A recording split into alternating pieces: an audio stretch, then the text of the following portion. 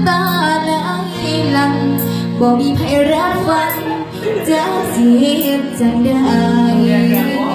สังเกตมึงการดังใครก็หาจริงบ่เคยคิดสิเทียมสิบาแต่บางเวลาคนก็สร้างว่าน้องตอแหลหาว่ามัวไม่ใช่ที่น้องเป็นคนพ่ายแพ้ถูกใครต้องใครรังแกหลอกให้หักแล้วเขาก็ไปอดีตมันเคยพังปัจจุบันต้องให้ตัวบ่ได้สูงและคงได้ก็แค่เตรียมตัวเตรียมใจหากมือได้อะไรที่น้องจังบ่เจ็บปานใดบ่ได้เห็นใครเป็นแค่ของเล่นความรักก่อน